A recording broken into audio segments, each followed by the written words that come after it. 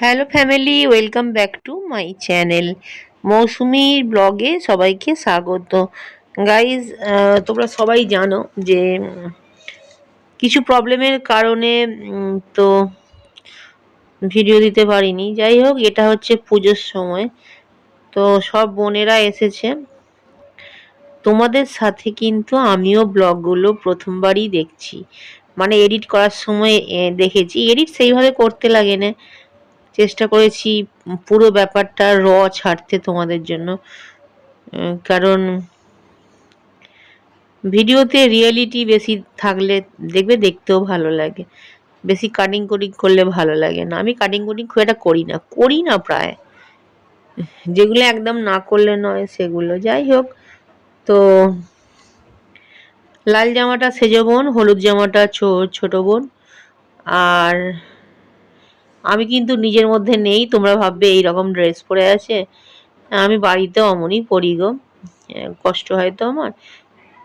আর আমার জামাগুলো একটু বড়ও লাগে, আমাকে যে জামা দিয়ে যায় নাইটি আর কি বাড়িতে, সে এই ধরনের জামা কাপড়ই বিক্রি করে।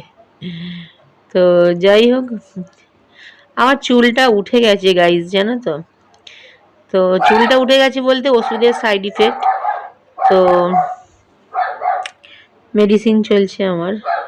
আর তো যাই হোক, ভেবো না যেন ক্যান্সার ফ্যান্সার হয়েছে, ওইসব কিছু নয়। তোমাদের আশীর্বাদে, গোবিন্দর কৃপায় আমার পড়ে গিয়েছিলাম, তো আমি মাঝখানে কিছুটা দিন ভুলে গিয়েছিলাম। তো ট্রিটমেন্ট চলছিল, আস্তে আস্তে মনে পড়ছে সব। আর এই যে আঙুল চাটছে ওটা আমার মা, ঠিক আছে। আর সেই দূরে যে আসছে ওটা হচ্ছে আমার বাপি। আর দুটো বাচ্চা, ওগুলো ছোট বোনের মেয়ে আর সেজ বোনের ছেলে, ওদের একটা করেই বাচ্চা। যাই হোক গাইস, এটা হচ্ছে আমাদের বাগান, আমাদের না, আমার নমাদের বাগান। আমার নমাদের বাগান দেখো না, কি ভালো লাগে আমার গো, কি সুন্দর মূলো হয়ে আছে।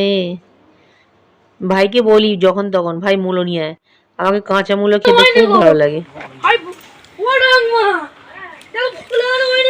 এই যে ভাই আমার জন্যই মূলো তুলতে গেছে, লাল মূলো। ওদের তো সবজি খেয়ে খেয়ে শেষ হয়ে গেছে, এটা তো লাস্টের দিকে। আর মূলো মূলো শুধু নয়, অনেক আরো ভাইদের চাষ হয়েছে। আমি ভিডিওর কাজ করছি।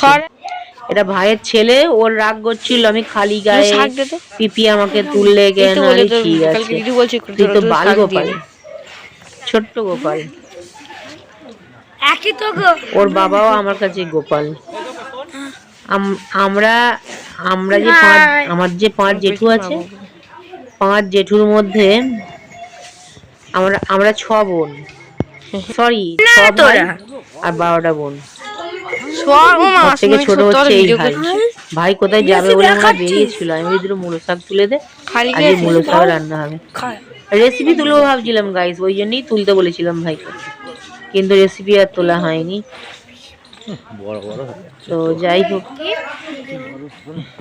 আমার কাছে নেই, বলে দুটো বিড়ি বোম দে।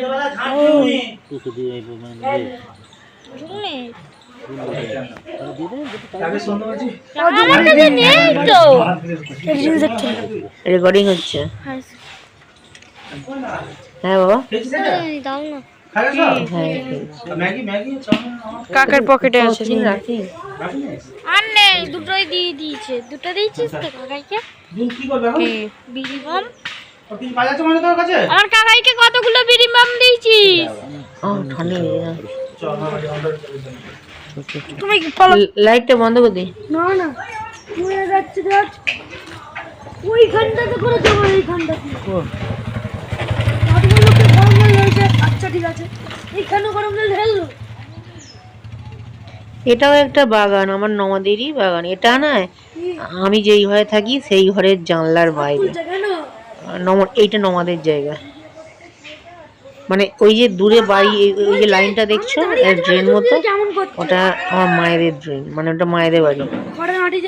এই যে ভাই আলপাটা নিয়ে এসে এতে হয়ে যাবে। তো খাবার নেই তো আমার মায়েদের, কি খাবে? বাকি বেরিয়ে যায়, মেয়ে খেতে চায় না, আমি মা হয়তো আমিও খাবো কি তার ঠিক নেই। তবে খেয়েছিলাম, কারণ ভিডিওটা তো পরে ছাড়ছি, টাটকা একদম। আর এগুলো আমার মেয়েকে বাজার করতে পাঠিয়েছিলাম, বাপি বাজার নিয়ে এসছে, কিন্তু আমার যেগুলো খেতে ইচ্ছে গেছে সেগুলো আবার আমি ভাবলাম নিয়ে আসি। আর এটা হচ্ছে খিচুড়ি গাইস, খিচুড়িটা হচ্ছে তোমাদের বলি গাইস, এতক্ষণ যতটা ভিডিও দেখলে ওটা কিন্তু এই এই মানে কদিন যে মানে আমি ভিডিওগুলোর মধ্যে আছি, মানে আমার জ্ঞান আসার পর বলতে পারো। আর এইগুলো হচ্ছে তখন আমার ভালো মনে নেই, আমি একদিন খিচুড়ি খেতে চেয়েছিলাম, তো আমার আবঝা মনে আছে মূলো ভাজা, বেগুন ভাজা, মূলো ভাজা, বেগুন ভাজা, সিম ভাজা, এগুলো আমার একদম ফেভারিট ভাজা, বিশেষ করে মূলো সিম আমার একদম ফেভারিট। তো যাই হোক, ওই দিন আমাদের অনেক কিছু ভাজা হয়েছে, আরও সব কি কাঁচকলা সব হয়েছে, সিমও হয়েছিল দেখছি, পাঁপড় হয়েছে। যাই হোক, আচ্ছা আজকের ব্লগটা এখানেই শেষ করছি, চলে আসবো নতুন ব্লগ নিয়ে। Thanks for watching.